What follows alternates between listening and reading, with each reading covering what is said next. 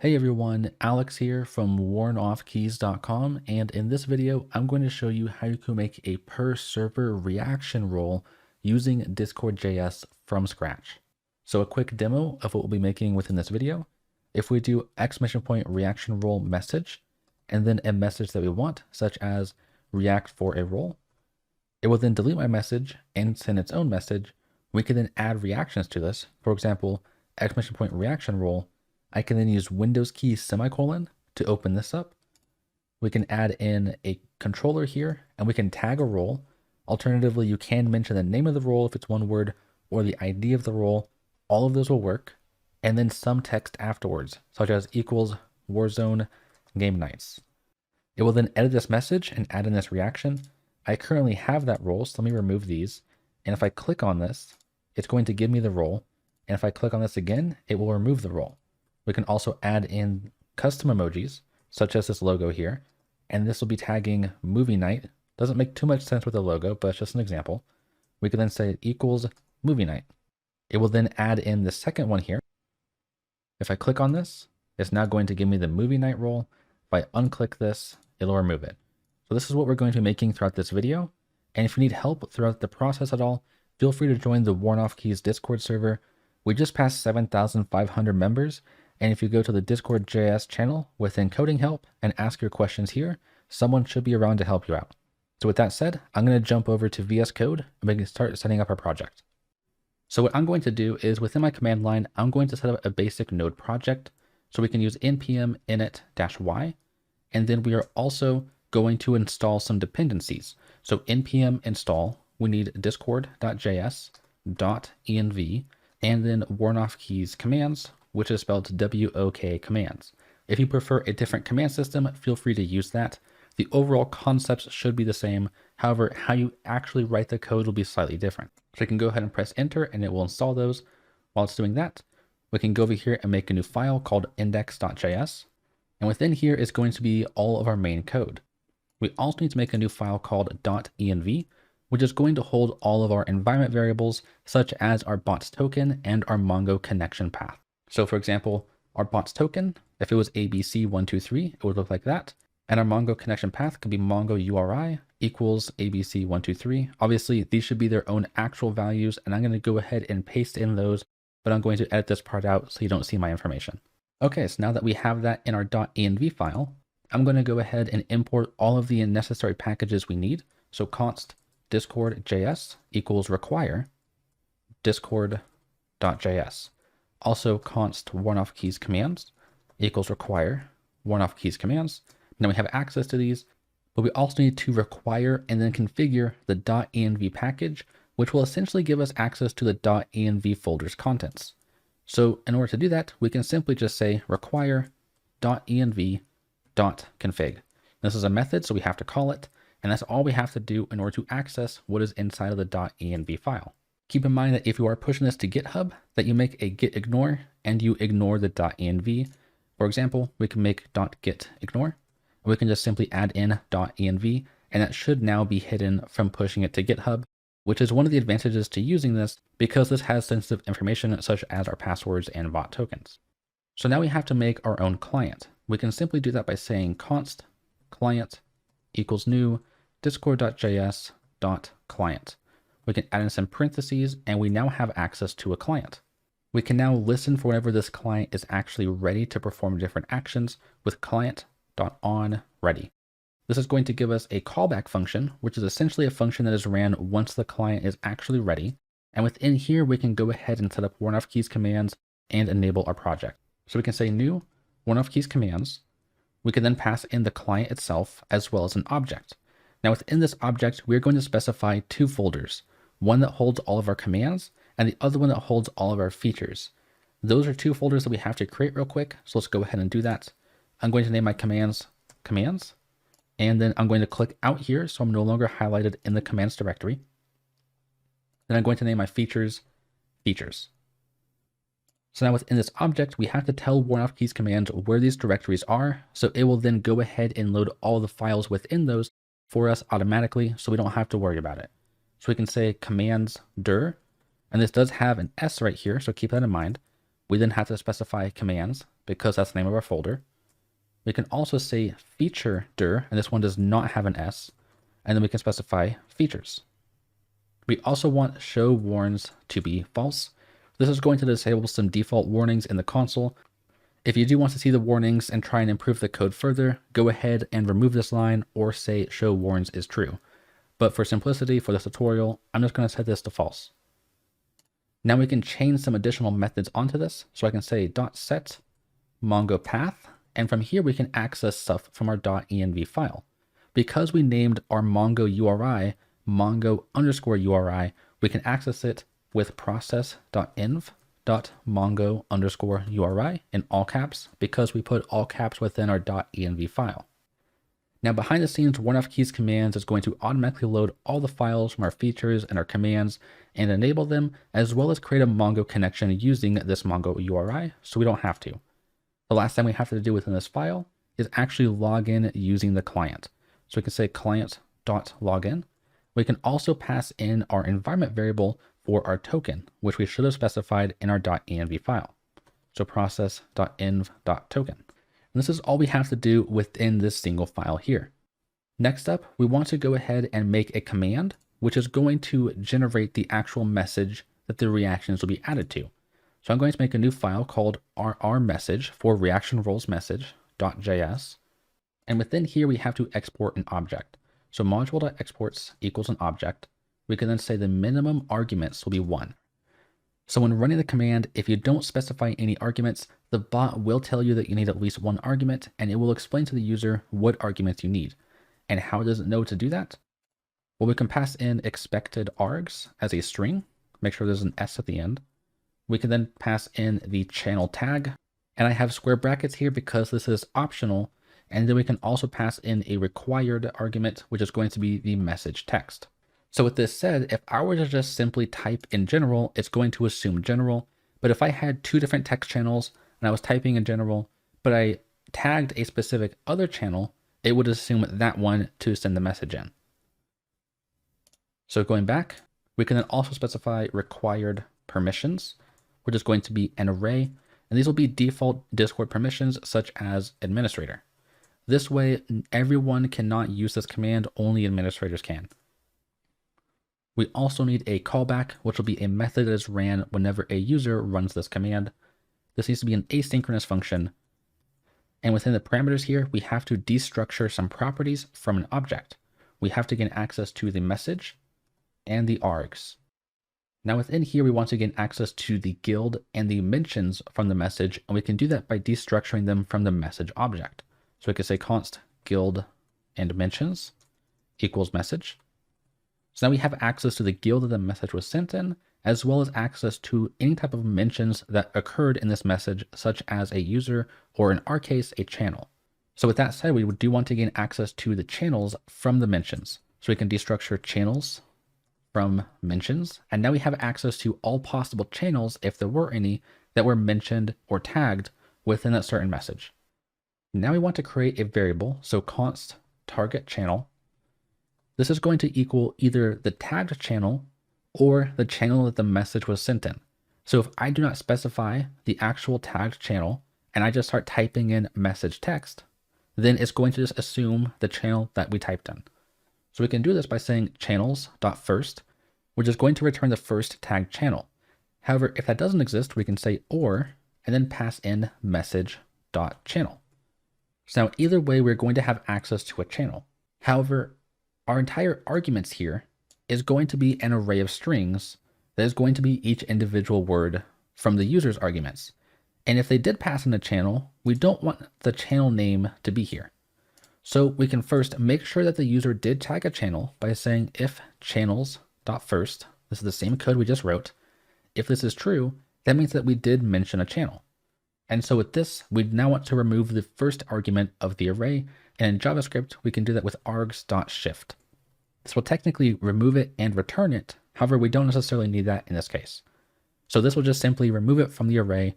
So in this point, let's say that I ran the command rr message and then general, and then I would just say react for a role. So this is the entire command here. We don't necessarily want this exact text to be used in the message. We only want this right here. So when we do args.shift, it's going to remove this, leaving us with just this as the arguments. So we now can send the message without actually tagging a channel again. So at this point here, underneath the if statement, we know for sure that the text within args does not contain the channel. So we can actually combine all of those strings within that array into one singular string.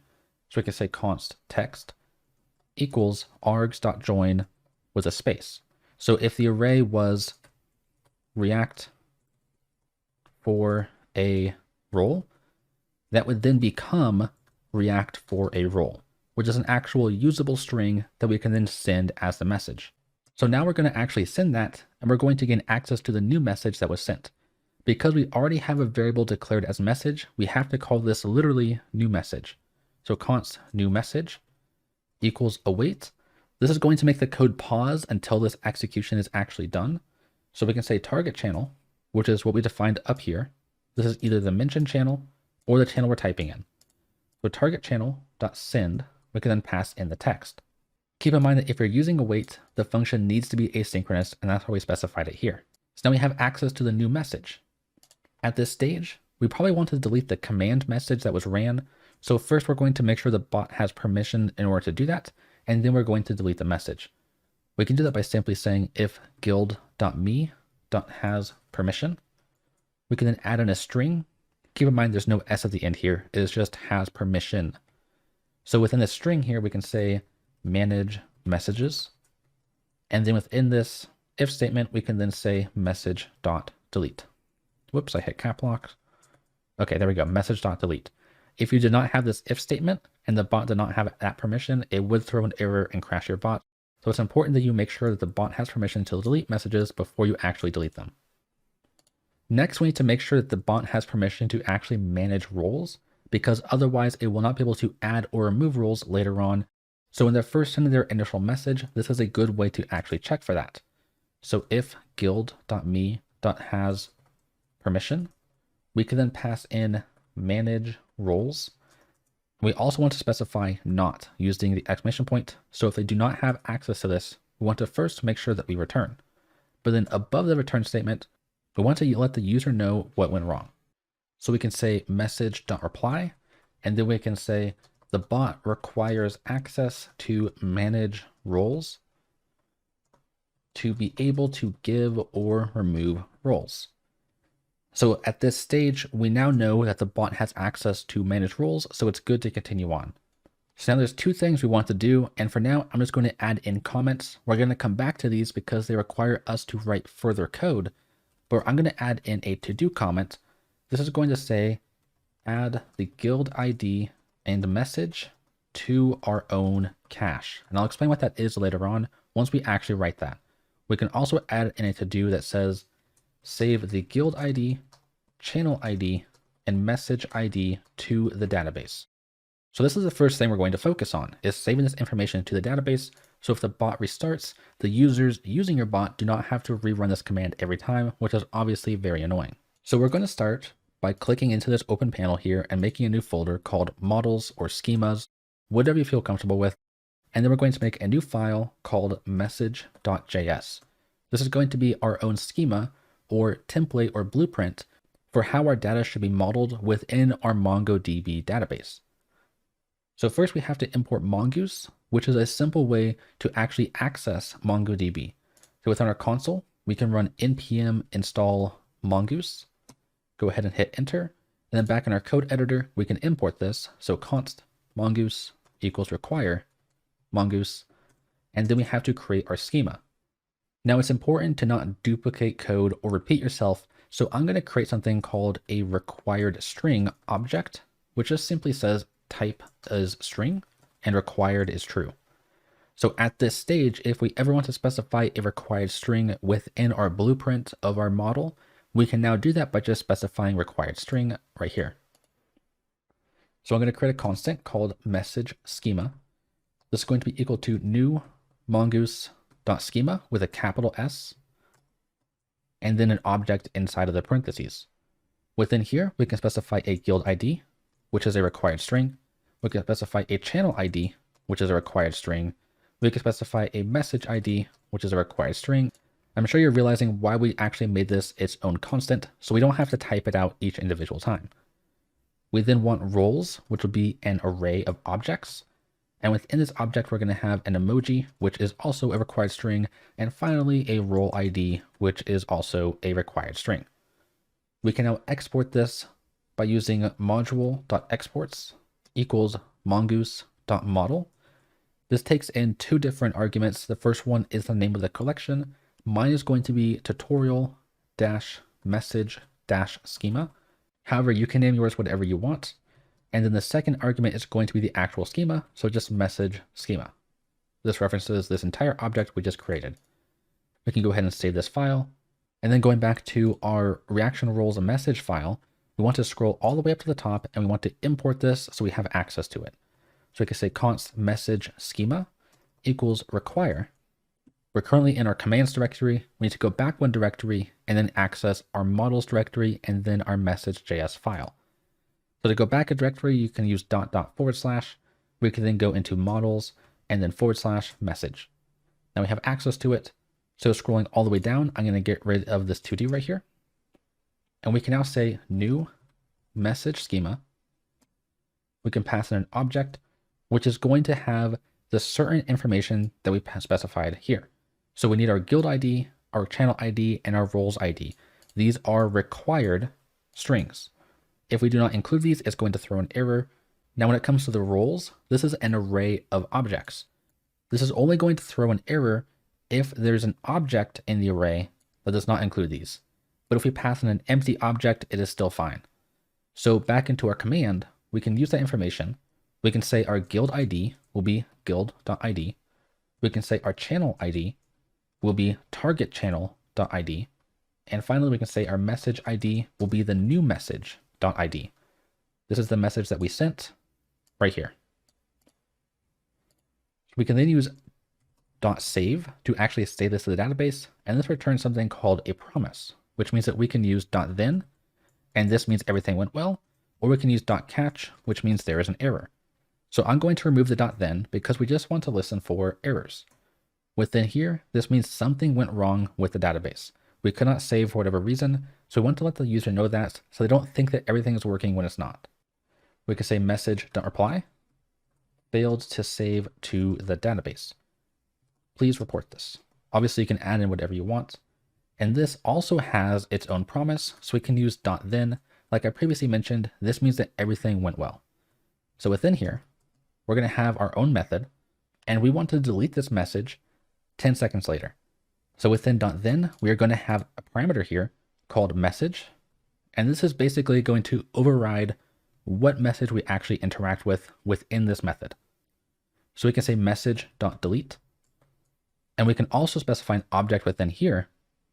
We can say timeout is 10,000. Alternatively, you could say 1,000 times 10, and then you can very easily change this to 25 seconds or 5 seconds or whatever you want. It's up to you. Basically, what this is doing is whenever there's an error saving to the database, we're going to let the user know that something went wrong. Then we're going to delete that message 10 seconds later. I can go ahead and save this, and let's see if this works. So within my console, I'm going to run this with Nodemon. Alternatively, you could just run it with Node index.js. Either one will work. Nodemon is a package that you can install with npm install-g Nodemon. And this makes it so whenever you change your source files, it will automatically restart your bot, which saves some time. So I'm just going to say Nodemon, and it will automatically run index.js by default. Warn-off keys commands recognize there's one command, which is our reaction role message command. And we have no errors, so everything is good to go so far. Going into here, we can then run !rr message, and I'm not going to provide any arguments. So if I type this, it's going to say incorrect usage. Please use rr message, channel name, message text. So that means that it detected that there is no additional arguments, which is good. I'm going to go ahead and delete these. We can then run rr message and then general and then test. It now deletes my message and sends a message within general. Now, if I were to specify another channel, and then I were to say !rr message, another channel, testing, we now see it sent in the message in here. So this is what I was previously mentioning. If we tag a channel, it will use it. If we don't tag a channel, it will go ahead and send it in the channel right there. Now, was this saved to the database? So I'm going to go into MongoDB. I'm going to click on Find within a specific collection here. And here we see some different information within the certain guild IDs and channel IDs and message IDs, as well as an array from when I first demonstrated the functionality, and then also these empty arrays from when I just tested it within those two channels. So now the next step is going to be listening for whenever the bot starts up and fetching all the data from our database and storing that within our cache, which is what I'm referring to here. And then also listening for whenever users add different reactions. So within our features, we can make a new file called rr.js, and this will automatically be imported and ran. So we're going to export a function. So module.exports equals a function. Within here, we're going to require one argument, which is our client, and this will be automatically passed in through Warn-Off-Keys commands, which is one of the reasons why we have to pass in our client here. So we'll automatically have access to it here. Now within this, we're going to say client.on message reaction add. This is going to give us a callback with a reaction and the user that added that reaction. Now I'm going to go ahead and copy and paste this using Control-C and Control-V, and I'm going to replace the add with remove. We're going to come back to these later on, but we're going to have two listeners that will listen for whenever a new reaction is added and listen for whenever a reaction is removed. That way we can add or remove the roles whenever we know which role to add. Now underneath these, we're looking to fetch all of the information from our database and then store that locally. Because most database calls are asynchronous, we do have to make this an asynchronous function to make sure everything happens in the correct order. So we're first going to gain access to all the information from our message schema, which means that we need to import it. So const message schema equals require. We can then go back to our models and gain access to our message, and then we can go ahead and access all of the information from the entire table. So const results equals await, which is why we had to make this an asynchronous function, because await can only be used within asynchronous functions. So await message schema dot find, and this is just going to simply return everything. Now what we can do is we can loop through all the results. So for const result without an S of results with an S. Now we're going to have access to each individual item of the array whenever we're looping through it. And we know certain properties of this item here. We know it's going to be an object similar to this. So we're going to have our guild ID, our channel ID, our message ID, and then a roles array, which may or may not contain all the roles we need. So going back into here, we can actually destructure all of those properties of this object. So const empty brackets equals result. Make sure there's no S at the end here. And then within here, we can specify the guild ID with a capital I, channel ID, and message ID, also with capital I's, and finally the roles. So now we're wanting to make sure that the guild still exists and that the bot is still in it. We then want to make sure that the channel still exists and the bot has access to it. And then we finally want to make sure that the message still exists. If any of those things are false, we want to go ahead and delete this item from our database because there's no point in keeping it there. So first, let's gain access to the guild from the guild ID. So const guild equals await client.guilds.cache.get. We can then pass in the guild ID, and this guild is going to be a falsy value such as null or undefined if it does not exist or the bot has been kicked out of it. So with that said, we can simply say if not guild. Now within here, we know that we no longer have access to it. So let's go ahead and add in a console log. We can add in a template literal using backticks, removing guild ID. Guild ID. I'm going to add in quotes. I'm going to insert in guild ID, which is the property right here. I am not accessing guild.id because this guild object is a null value. Therefore, this will throw an error. So make sure you are using the same property you're destructuring right here. So removing guild ID from the database. We can also say await message schema dot delete one. We can then pass in guild ID is guild ID. However, in modern JavaScript, this is duplicate code and it will understand if we just pass in guild ID. These are the same exact things. This line of code and this line of code are the same exact things. So we're going to keep our code simple and use this. And then we also want to return so we don't continue down with our code execution. Next, we're going to gain access to a channel. So const channel equals await guild. Now that we know that it exists because we didn't return here. So guild is actually a thing. The bot is still within that guild. So await guild dot channels dot cache dot get, and then we can pass in our channel ID, which we destructured from our database object. Similar to the guild, we want to make sure that that channel still exists and the bot still has access to it. So if the channel doesn't exist, we could just simply say if not channel. Now within here, we're wanting to do a similar thing to what we previously did. So we can simply say console.log backticks, removing channel ID, and then quotes, we can insert in the channel ID. Again, the channel ID variable, not channel.id. For a similar reason, this will actually throw an error if we did channel.id. So make sure it's the same exact property from your destructuring up here. So from the database, and then we can say await message schema dot delete one. We can then pass in the channel ID, and then we can return. Now we want to do the same exact thing for our messages, but messages act in a slightly different way. For channels and guilds, those are just returning a null value if they don't exist, but if the message doesn't exist, it's actually going to throw an error. So we can use a try catch statement in order to see if the message actually exists. So we're going to try this code here, and if an error is ever ran, then it's going to go ahead and jump into the catch scope, and then we can run our code here. So within the try block, we can first gain access to the message. And there's a couple different booleans here that I want to be aware of. So if we go into the Discord.js documentation, we do a search for channel, or text channel rather. This is technically the channel object we have access to. If we scroll down to messages and go to message manager, we could then go to fetch. Here we have a few different options. The first one could basically just be a message ID, as it says right here. And then we also have cache, which is whether to cache the messages, which we do want to do. We also have force, which is whether to skip the cache check and request the API. So sometimes messages won't be inside of the Discord.js cache. With that said, we want to make sure force is false, but we also want to make sure cache is true. Therefore, in the future, when we need to access that message, it will be inside the cache, which will speed up our application slightly. So going back over here, we can say const cache message equals true, and then const skip cache equals true. And then we can say const fetched message equals await channel.messages.fetch.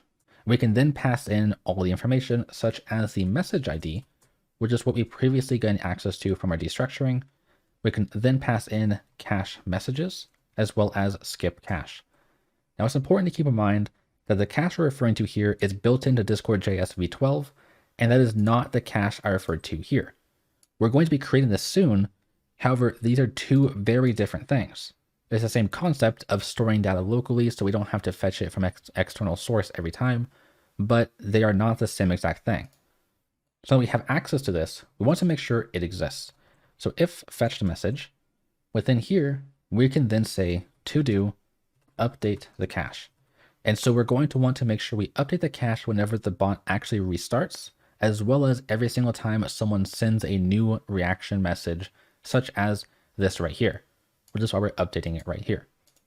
I'll be explaining more about the details of the cache later on once we go to actually make it. But real quick, let's handle this catch block right here. We're going to do something very similar to this if not channel and if not guild if statements. We can simply say console.log template literal, removing message ID, and then we can add in message ID. Again, this is using the ID right here, the actual variable from the database. We can then say await message schema dot delete one and pass in the message ID, which will delete it from the database. So we can go ahead and save this. And what we want to do now is we want to make sure that all of these delete messages actually work. So in our database, we definitely have some message here, but if I delete this and then I restart my bot, it is going to say removing message ID, whatever this is, from the database. We also have another one over here. And if I were to delete this entire channel and I were to restart my bot, it will then say removing channel ID from the database. Now, if I were to kick the bot from the entire Discord and I were to restart the bot, it will then say removing guild ID from the database. And if we check our database and I click on find, we should now see no items here. So this is a good way to reduce your database size whenever you're actually working with this. Okay, so my tutorial is back in here. And now we're going to go ahead and actually create that cache that I've been talking about. So at the start of that file, we're going to create an object called cache and set this equal to an empty object. And I like to add in comments for what this object will actually look like. For example, the key here is going to be a guild ID, but the value is going to be an array, with the first element being a message and the second element being an object, with the emoji being the key and then the role ID being the value. Now, this might be a little confusing, but I'll explain what this actually is as we move forward. So we're going to want to add in 3 methods real quick. We're going to say const fetch cache, and this is going to take in a guild ID as a parameter. And we're going to simply just return cache index of guild ID or an empty array. We can then add another method called add to cache, which is going to take in 4 parameters. The first one is a guild ID. The second one is going to be a message. The third will be emoji. And the last one will be the role ID. We're going to come back to this method later. The next method is going to be called handle reaction, which is going to take in a reaction, a user, and a Boolean called adding, which is going to represent if we are adding or removing a role. So we want to make sure that we are exporting these so other files can access them, so we can fetch things from our cache as well as add things to our cache, which is very important. That way the cache is the one true source of information, and it's always going to be the most updated information whenever we are returning the bot and fetching things from the database, or if we are actually adding in a new role to our reaction roles. So in order to export these, at the bottom of our file, we can say module.exports.fetch cache equals fetch cache. Then I'm going to copy this and paste it below. We're going to replace this with add to cache equals add to cache. So we're now exporting these so other files within our project can access them. So now going back to the bottom of our file, here it says to update the cache. And now we have access to that. So we can say cache index of guild ID, which is the object we just structured right up here, equals an array. Like I mentioned here, guild ID is the key and the value is an array, with the first element being a message, which is the actual reaction message, such as this one right here, where it actually has the reactions. And then the next thing is going to be an object, which is going to contain every single emoji and its corresponding role. So at the bottom here, we can say cache index of guild ID equals an empty array. We want to actually pass in fetched message as the first element, and the second element being roles, which is what we previously had access to already. Now this is from the database, which may not exist yet. However, the roles will be eventually populated with actual roles once we add in that command for it, which we'll be doing later on. So scrolling down, we are now populating the cache with these 2 pieces of information. Scrolling up, we now have the ability to fetch information from that cache. We now also have the ability to add things from the cache from external files, which is why we are exporting this right here.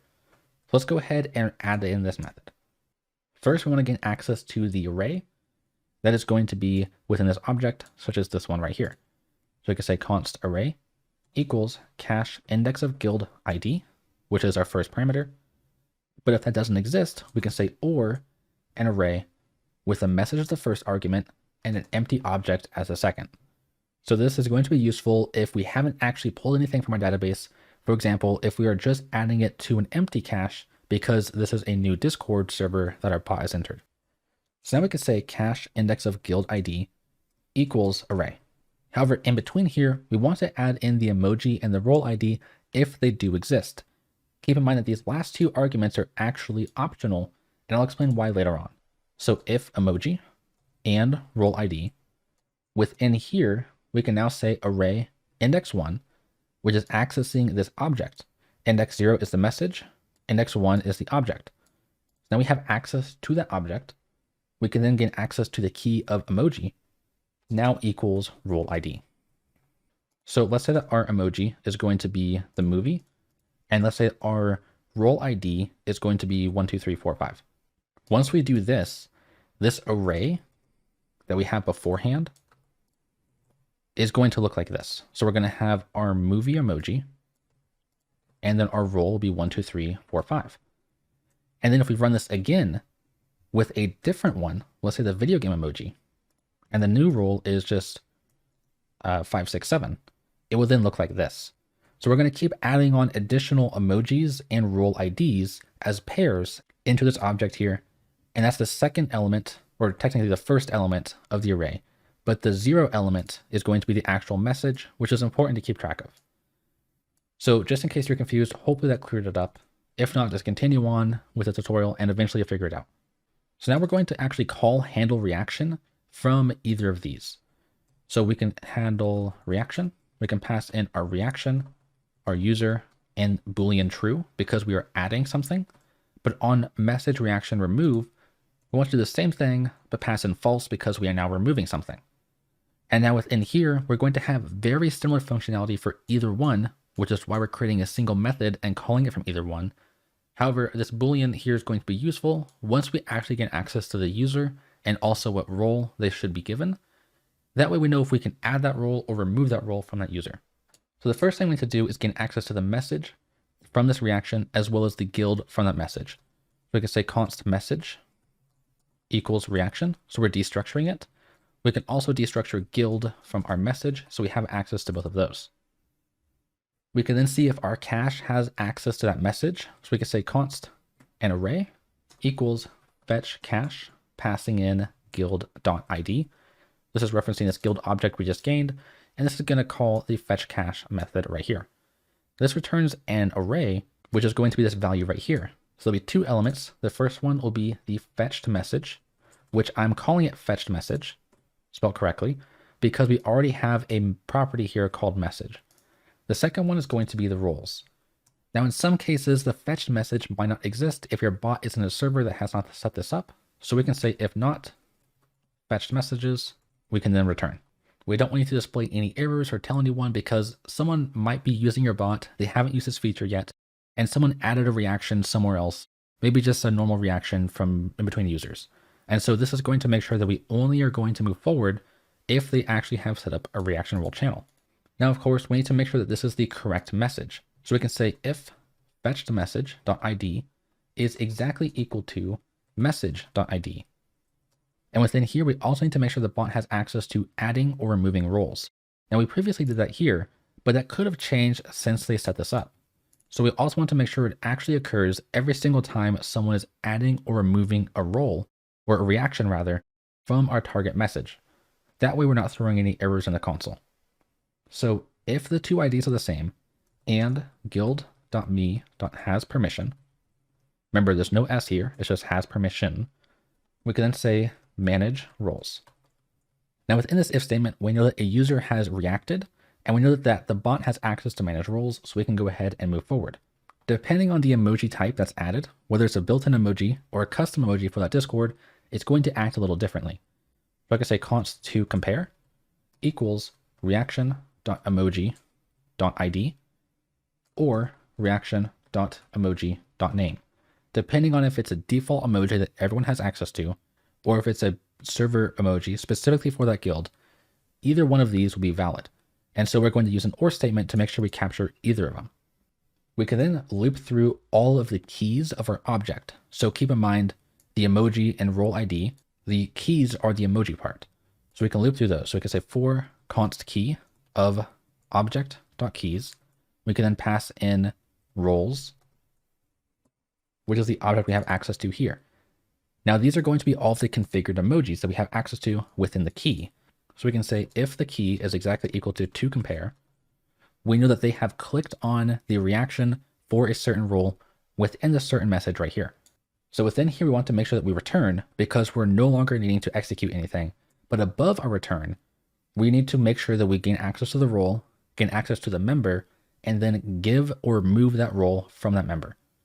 So we can say const role equals guild.roles.cache.get. We can pass in roles index of key. So again, key is going to be all of the keys we're looping through of anything that is inside this object. There could be one thing, there could be 100 things, depending on how many roles you've added, or rather how many roles the server owner has added using your bot. The key is the emoji and the value is the role ID, which is what we're gaining access to right here. So we have access to the role, we probably want to make sure this exists. So if role, and then we can say const member equals guild.members.cache.get. We can pass in the user ID. Also make sure you spell members correctly. Now you might be thinking, why don't we just use the user? Well, the user and the member are technically different. A user is a generic Discord user. A member is a Discord user, but has additional things regarding its direct relation within a certain guild or server. So we need to gain access to the member. That way we can give it access to this server's role that the server has set up. So we can then say, if adding member.roles.add role. Else, which means adding is false and we're trying to remove it, member.roles.remove role. Now this seems promising, but we have a couple more things to add. We need to make sure that we're actually adding things to the cache whenever we go to add in the reaction to our user. Whenever we go to add in the reaction using a new command we're about to make. So let's go ahead and save this. Let's make a new command. This one will just be called rr.js. And within here, we have to import fetch cache and add to cache, which are two methods that we exported previously. So we can destructure these from require features rr, and then within the object, we can say fetch cache and add to cache. We can then also import the message schema equals require models/message, and then we can export an object because this is going to be a command similar to what we had here. So module.exports equals an object. We can say the minimum number of arguments is 3, but we're not going to specify a maximum because our expected arguments is going to have an emoji, a role name, tag, or ID, and then also the role display name, which is going to be the text that you're going to see on the actual message, such as Warzone role or movie night. And we want users to be able to add in as much text as they want there. It's important that we have a required permission as administrator. That way no one else can use this aside from administrators within the server. We can then specify a callback, which is going to be an asynchronous function. And within here, we have to destructure different properties from the object that is passed in. That's going to be message and args. So the first thing we have to do is gain access to the guild. So guild equals message. So we're destructuring it here. We then need to make sure that the user of the bot has access to the manage roles permission. So if not, guild.me.has permission, we can then add in manage roles. We can then complain to the user. So let's return before we forget. And then also message.reply. The bot requires access to manage roles to work correctly. And we're returning because we don't want to continue on because there's no point. We can't add in the reaction. We won't actually be able to do anything with this. So we need to let the user know that they need to actually add this in. Let me make sure I spell this correctly. There we go. So now we need to gain access to the different parts of the argument, such as the emoji and the role name tag or ID, and then the role display name. So like I previously mentioned, args.shift or any array.shift is going to remove the first element, in this case the emoji, and return it. So I can say let emoji, we're using let because we'll be changing this soon, equals args.shift. I can then say let role equals args.shift. I can then say constant, because we won't be changing this one, display name equals args.join with a space. So let's say that the arguments is going to be some emoji. Let's just say the video game controller one. The role name, let's say Warzone. And then the display name will be Warzone Game Nights. What's going to happen is, let's just ignore the command. When we actually use args.shift, it's going to remove this and add it here. When we actually use args.shift on the role, it's going to remove this and add it here. And then we have this, which is technically its own array. So we have different strings within this array here. When we do args.join, it's going to convert it into a single string called Warzone Game Nights. And so this is what we're going to gain access to on these three different variables right here, depending on the user's input. Now we're going to have a role name, a tag, or an ID. So if the user wants to tag a role, provide the ID, or if it's a single letter or single word rather, you can just enter the name. So what I want to do with this is I want to make sure that I add in functionality for all of those use cases. So for example, we can say if role dot starts with less than sign, at symbol, and symbol. This is going to be what's going to occur if we actually tag a role. The actual string will start with these. So with this said, I want to make sure that I remove all the excess stuff so we just have the ID. To demonstrate this, I can go ahead and console log the role. I can save this, and we're going to go ahead and try this command. So in here, I could do !RR. I can add in a reaction role, or a reaction rather, and then Warzone, and then Warzone. If I enter this, we don't see anything in the console. That's because I actually have to tag this. So if I were to do or at Warzone instead, we now see this string right here, which starts with less than, at symbol, and ends with a greater than symbol. So we want to remove all of those. So going back into VS Code, I can now say role equals role.substring. We can pass in 3. So this is where we're going to start, is 3 characters in, so that's a 7. And then we also want role.length -1 to get rid of the trailing greater than sign. I can then add in a console log for role. I can save this, and I can run the same command again. So now we just get the ID, which is actually usable. Now after this, I want to see if the ID that's given, or the name that's given, or the tag that's given will always work. So with that said, we can say const new role equals guild.roles.cache.find. .find is basically going to loop through all of the possible roles that it knows about, and we can return true or false against any of them. If we find a role that matches the criteria we have, it's going to then return that. But if we return false on something, it's just going to continue looping through and trying to find something. So I'm going to name this R, for short for role, and we're going to return true. So return r.name is exactly equal to role, or r.id is exactly equal to role. Now, if this doesn't return anything, I'm just going to say or null. That way, new role will be null if we don't actually find anything. But it will compare the name and the ID against the actual roles on the server. So now we can say if not new role, we can then complain to the user, message.reply, template literal, could not find a role for, and then we're going to add in role. Keep in mind, we're not using new role here because that's possibly null. And we can also return so we don't continue on. Now, after this if statement, we know that the new role is correct. So we can say a role equals new role. Now, after this, I'm going to console log emoji. I'm going to save this, and going back, I'm going to show you what the emojis look like in the console. So if I run this, we now see something it doesn't actually render correctly. And this is a built-in emoji. However, if I add in a custom emoji for the server, such as logo, which is just the Worn Off Keys logo, if I run this, we now see some type of string here, which is going to contain a :logo, which is the name, as well as the ID right here. So we are wanting to gain access to the exact name here, and then gain access to the emoji from that. Alternatively, we could gain access to the ID, either one, but I'm going to show you how to do it with the name. So if emoji dot includes a colon, which means that there is a colon within the actual string, we can then say const emoji name equals emoji dot split colon. What's going to happen is, let's say we have this string right here. If I copy this, it's going to say the first index is less than, the second index is logo, the third index is going to be this entire thing right here. We want to gain access to the logo, which is index 1. So we can add in index 1. Now we want to gain access to the actual emoji. We're going to reassign it to the previous emoji variable, which is why we used let here. So we can say emoji equals guild.emojis.cache.find. We're going to have E here for short for emoji. And then we're going to return e.name is exactly equal to emoji name. Also make sure you have this capital N because it's the same exact spelling as this right here.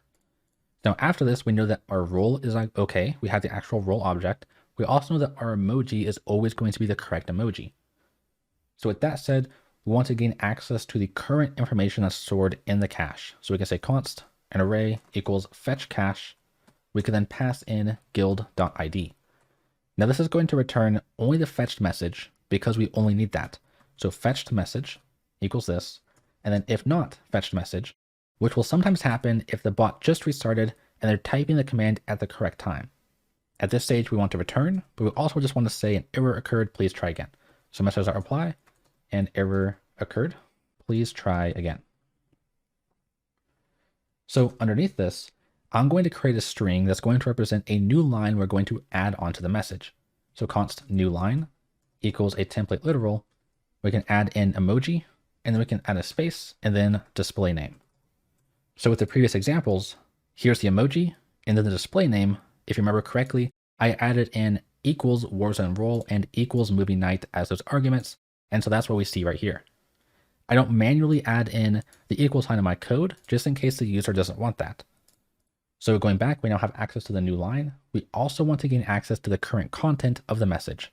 So we're going to destructure using let because we're going to be editing this. So let content equal message, or actually fetched message. This is important. So now we want to see if the emoji currently exists within the message, and if so, we're looking to edit that line of the message. If it doesn't exist, we're just going to append it to the bottom.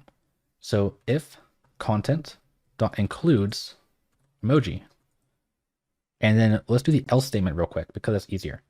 We're going to just say content is plus equal to a template literal /n and then new line. And then we can say fetched message dot react emoji. However, in the first if statement, there's going to be a few things we have to do. So we're going to separate every single line here into its own array. So for example, let me format these real quick. These three things will be inside of their own array. So we might have one thing here, and then one thing here. So we can say const split equals content.split. New lines are separated with a /n character. So we're going to split on a new line, giving us this array. And then we can actually loop through this. So we can say for let a equal 0, while a is less than split.length plus a. This will loop through 3 times, or however many times there are within this array. Now what we want to do is we want to say if split index a dot includes the emoji, we want to find out the exact line.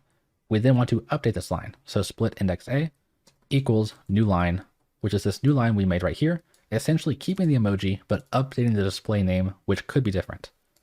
Now, after the for loop, we want to simply say content equals split dot join with a new line. So this is going to combine all of these into a new string, but each time it does it, it's going to add in a new line, creating the existing message we had before, but it did edit that one line. So now after these two if statements here, we could then say fetched message dot edit content. We can also then create an object. We're wanting to now update the database to make sure that the next time it restarts, it understands what reactions are actually valid for what roles. So I'm going to create a basic object here because we're going to be using this a couple times. We need to update the guild ID, which is guild.id. We need to update the channel ID, which is fetched channel or fetched message.channel.id. We also need the message ID, which is fetched message.id. Now we're going to find one and update within our Mongo schema, which we imported up here. Now the reason why we're doing this is because we have to first make sure that it exists and then update it. And if it doesn't exist, it's just going to insert it. And MongoDB will handle all that logic for us. So now we can say await message schema dot find one and update. This is going to take in 3 arguments. Those are going to all be objects. The first one is going to be what information we're looking for. So we're looking for something that matches this description. So actually we don't have to pass in an object, but rather we can pass in our obj object. The second one is going to be what we're looking to update. Well, we're looking to keep the object the same. So we're going to pass in obj with a spread operator, which is essentially just copying these and putting it inside of here. So we can add that in, but then we're also looking to add in a special query within MongoDB. So we can do $add to set. This is going to take in an object. We now want to specify a set to add to, which is our roles. If we go to our schema here, we see our array, which is roles. So we can now say roles is nub object right here. We can then pass in the emoji equals the emoji. And then also the role ID is going to be role.id.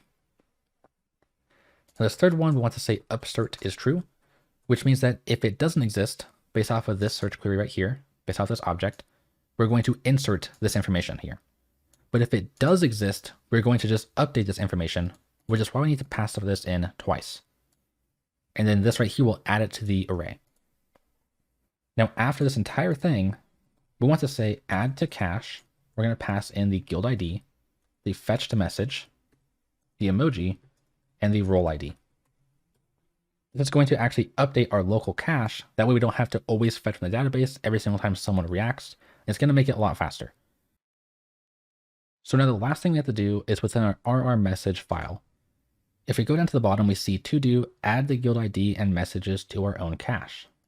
So if we scroll up, we want to gain access to the add cache method. So we can say const equals require. We can go to features and then /rr. Want to gain access to add to cache. Now we have that. If we scroll down, we want to remove this. We want to say add to cache, passing in the guild ID and the new message. Now this command is whenever we're actually sending a first initial message, so we do not have access to any roles or reactions.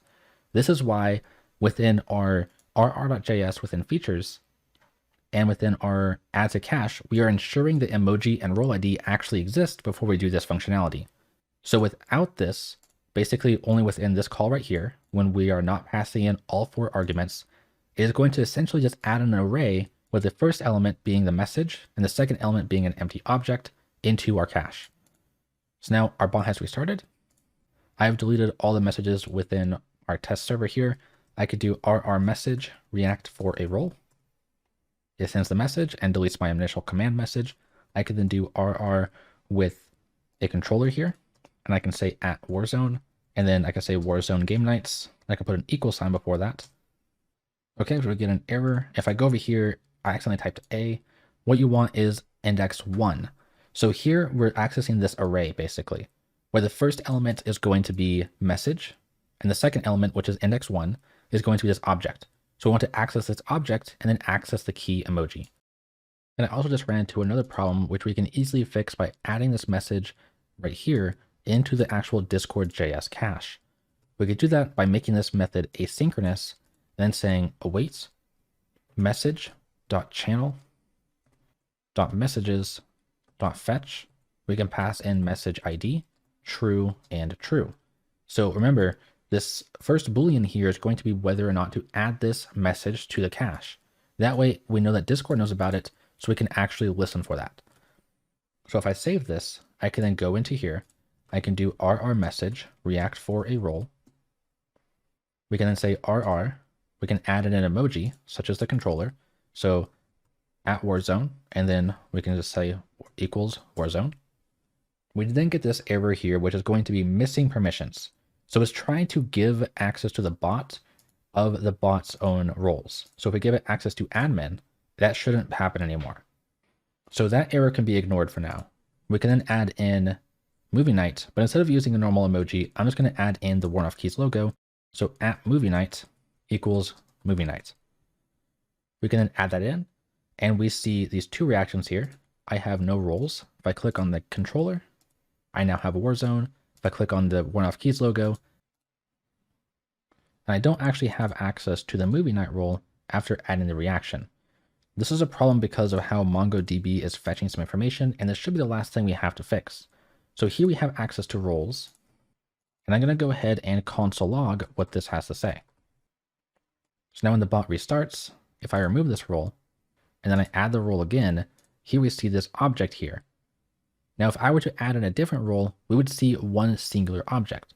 So our goal now is to convert this array of objects into one singular object, which is actually fairly simple to do. So going back here, instead of just having roles passed in, we can say const new roles equals an object, and we can loop through the existing roles. So for const role of roles, make sure that there is no S right here and that there is an S right here. So now what we can do is we can say const emoji and role ID equals role. So we're destructuring these 2 properties right here. Then what we can do is say new roles index of emoji equals role ID. And they can pass in new roles instead of roles. So when we save this, if I go back, we can get rid of Warzone. I can unselect both of these. So I have no roles at the moment. If I click on the controller, I now have Warzone. If I click on the Worn Off Keys logo, I now have movie night. And if I remove the controller, I no longer have Warzone here. So I can now add and remove these, and it should work. And if I were to restart the bot, it will still work because it's loading everything and caching everything, as we can see right here. So this is a bit of a longer tutorial because I wanted to cover exactly how to do this from scratch using per server systems. Warn-off keys commands did help out a little bit with speeding things up, but this just is a topic that requires a lot of information to explain. Thanks for watching this Discord.js tutorial. If you want to learn more about Discord.js, consider clicking on the playlist you see on your screen now. If you need help, feel free to leave a comment or ask in the Warn-off Keys Discord, which can be found in the video description.